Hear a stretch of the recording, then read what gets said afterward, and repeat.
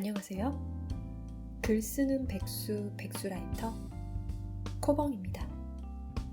썸네일 보시고 이건 또 뭔가 싶으셨죠? 글을 읽으니까 책도 한번 읽어볼까 싶은 마음에서 시작한 새로운 콘텐츠, 책 읽는 밤입니다. 그 첫 번째 밤의 주인공은 오늘도 출근하는 베스트셀러 작가이자 선한 영향력을 나누는 생산자의 삶을 지향하시는 브런치 구독자 8,000명을 보유하신 베스트셀러 작가 스테르담 님입니다. 지금까지 작가님께서 출간하신 총 5권의 책 중에서 제가 오늘 소개해드릴 책은 올해 3월 빌리 버튼에서 펴낸 견디는 힘입니다.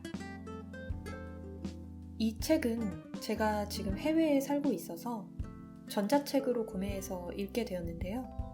공감되는 내용도 너무 많고 고개가 절로 끄덕여지는 부분도 많아서 어떤 걸 여러분들께 소개해드려야 할지 무척 고민이 많이 됐어요.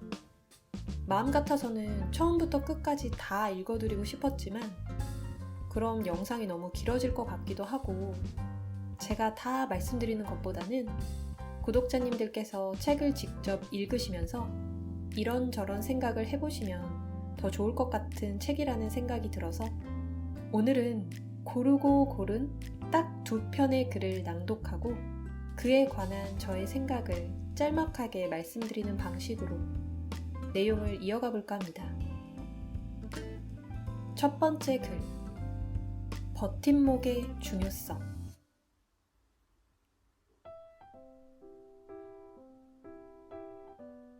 집을 지을 때 버팀목이 중요하다는 건 누구나 아는 사실이다.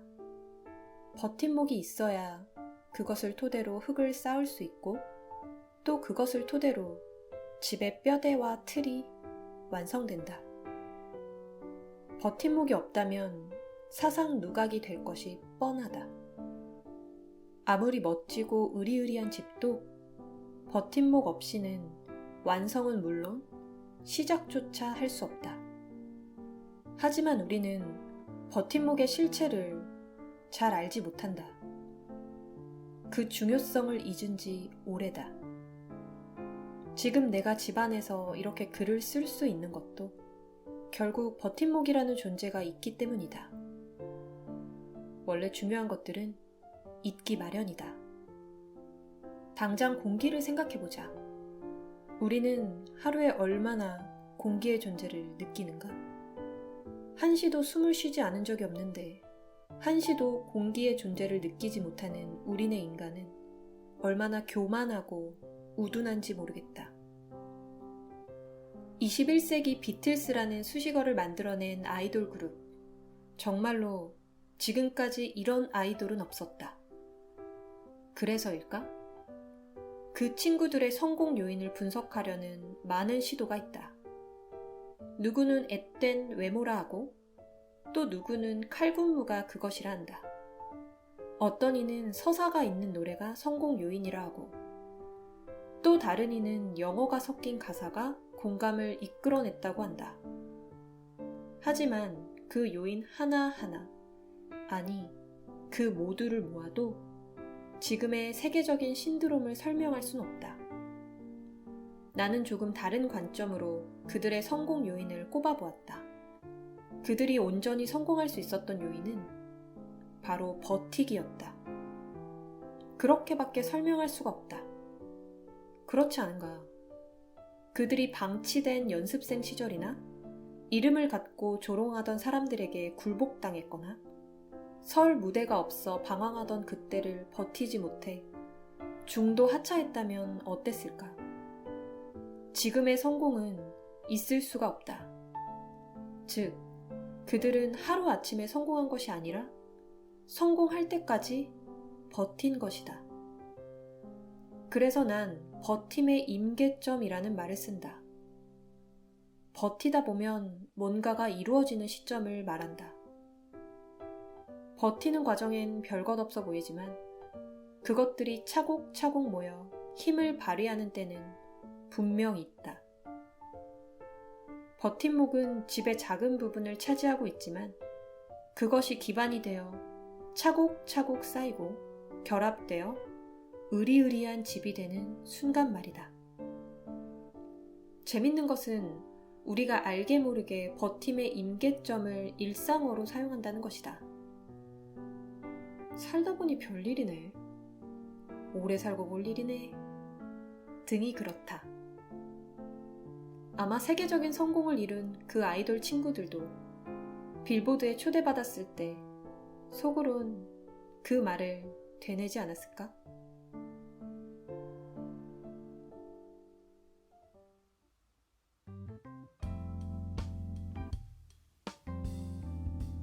스테르담님께서는 원문에서 직접적으로 밝히진 않으셨지만 설명해주신 내용만으로 보면 아마도 BTS에 관한 이야기인 것 같아서 그와 관련된 이야기를 해보려고 합니다.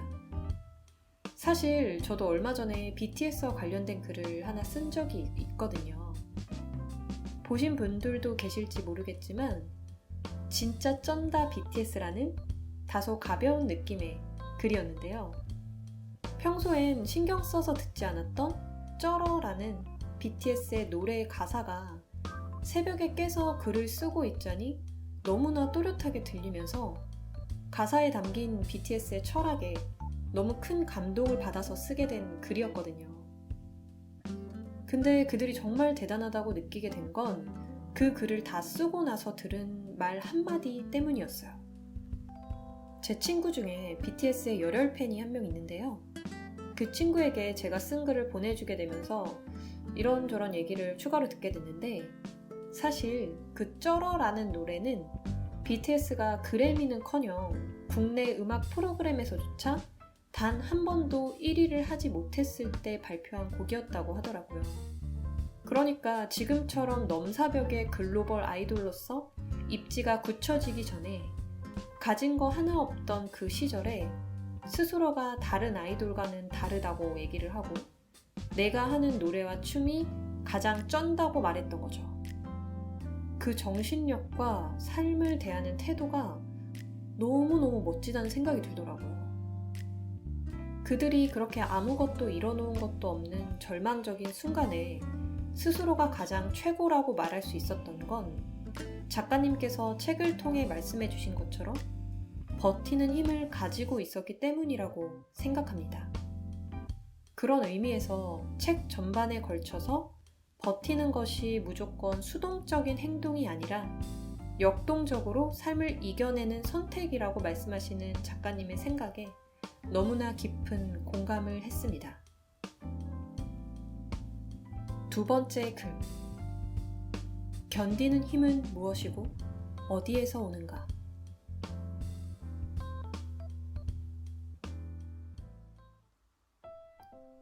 세상을 살아가다 보면 견뎌야 할 때가 참 많다. 견디기는 작용에 대한 반작용이다. 무언가 나를 짓누르려 할 때 짓눌리지 않으려는 발버둥. 몸과 마음, 영혼까지도 쪽쪽 빨아 기력을 빼가려는 것들로부터 우리는 오늘도 견디고 견뎌내지 않았는가? 운동을 하더라도 무거움을 그리고 달리기의 고됨을 견뎌내야 한다. 그래야 근육도 생기고 폐활량도 좋아진다. 삶에서의 견디기도 운동과 같이 우리 삶에 근육을 더하고 건강함을 더한다. 언제든 항상 무조건 견뎌내야 하는 것이 바로 우리네 삶이다. 성공한 사람들의 비밀은 무엇일까?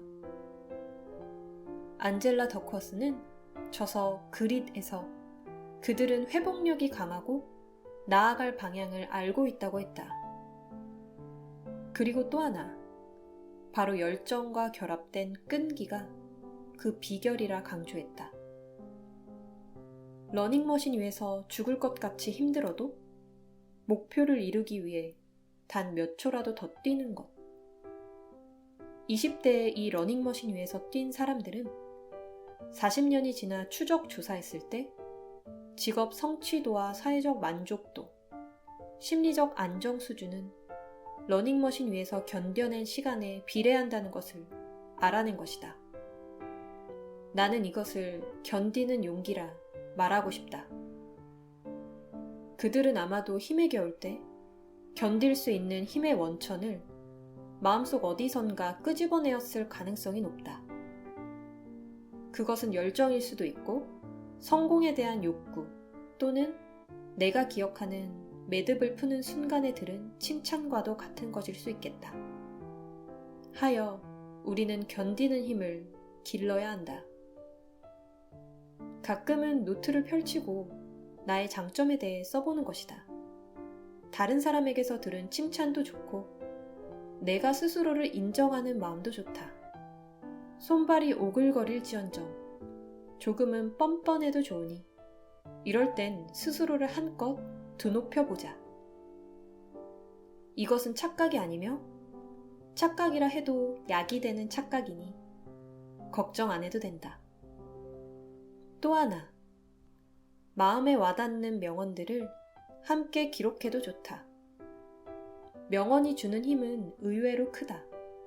평소엔 누구나 할 수 있는 말을 조금 재치 있게 표현한 것이라 생각하며 시큰둥할 수 있지만 내가 어떤 상황에서 견뎌야 할 때 그것은 더 없는 힘이 된다. 명언 자체가 그 상황을 해결해 주는 것이 아니라 견딜 수 있는 용기를 준다는 말이다. 요한 볼프강 폰 괴테는 이렇게 말했다. 할 수 있을 때는 즐기고 해야만 할 때는 견뎌라. 이처럼 견디는 힘은 결국 살아내는 용기다. 그 누구도 아닌 나를 위해 견디는 힘. 그리고 견디는 힘은 결국 나에게서 와야 한다. 누군가로부터 들은 칭찬이나 나에게서 오는 열정 모두 그것들은 내 마음속에서 작동하는 것들이다. 내 마음속에서 끄집어내어 에너지가 되는 것이지 누군가 그것을 주입해 줄 거란 기대는 버려야 한다. 설령 그것을 누가 주었다고 하더라도 결국 내 마음을 거쳐 정화되고 승화되어야 온전히 나의 힘과 용기가 된다는 걸 알아채야 한다. 그런 의미에서 오늘 하루를 잘 견딘 나에게 수고했어 한마디 하는 건 어떨까? 그리고 내가 무심코 던진 칭찬 한마디가 누군가에겐 어려움을 견뎌낼 수 있는 평생의 용기가 될 수 있음을 자주 상기하는 것도 좋겠다.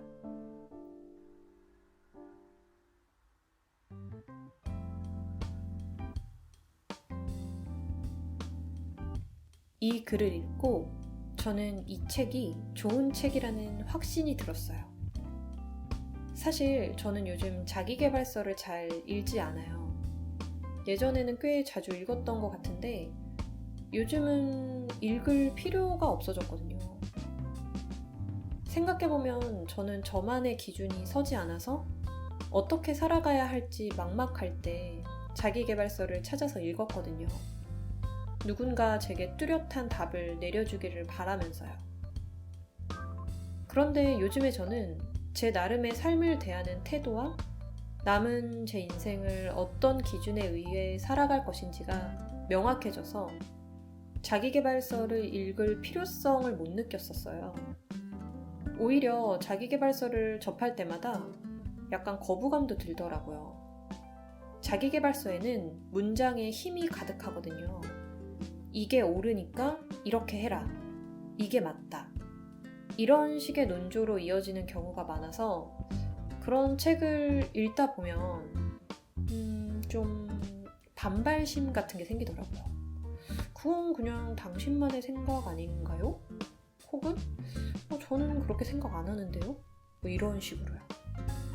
그럼에도 불구하고 이 책이 참 좋다고 느낀 이유는 단순히 이게 좋다, 이렇게 해라 가르쳐주는 것에서 그치지 않고 그러니까 지금 이 순간은 이거부터 시작해보면 좋다고 알려주는 친절함이 있어서 참 좋았어요. 단순한 자기 주장에서 그치지 않고 실제로 내 삶에서 어떻게 활용해야 그러한 삶의 태도를 가질 수 있는지에 대해서 정말 상냥하게 알려주는 느낌을 받았거든요. 이 글의 전반적인 내용이 다 좋았지만 그 중에서도 가장 좋다고 생각한 부분은 바로 글의 말미였어요. 오늘 하루를 잘 견딘 나에게 수고했다고 한마디 해주는 건 어떻겠냐는 말씀. 이 말씀이 있었기에 이 글은 제게 참 좋은 글로 여겨졌고, 이러한 글이 다수 모여있는 스테르담님의 책 견디는 힘은 제게 참 좋은 책이 되어주었습니다. 책 읽는 밤. 그 첫 번째 밤은 이만 마치려고 합니다. 앞으로도 책 읽는 밤은 이렇게 비정기적으로 운영해 보려고 하는데요. 제가 워낙 책을 늦게 읽거든요. 책을 읽으면서 혼자서 이렇게 저렇게 생각해 보는 게 많아서요. 그래도 덕분에 단순히 책을 읽는 것에서만 그치지 않고 저만의 생각을 더 확장시킬 수 있다는 점이 참 좋아서 앞으로도 저는 이런 독서법을 고수해 보려고 합니다. 그런 의미에서 다음 책 읽는 밤은 언제가 될지 장담할 수는 없지만 한 달에 최소 1개에서 최대 2개까지는 책 읽는 밤의 영상을 제작하여 올릴 수 있도록 노력해 보겠습니다. 코벙의 책 읽는 밤. 그 첫 번째 밤은 스테르담님의 책 견디는 힘의 표지에 적힌 문장을 읽으면서 마무리해 볼까 합니다. 견디기는 버티고 서 있는 것이 아니다. 나의 내일을 생각하며 달리고 넘어지고 뛰어오르는 것이다. 견디기는 역동적인, 너무나 역동적인 나의 의지다. 코벙이었습니다. 구독자 여러분, 좋은 밤 되세요.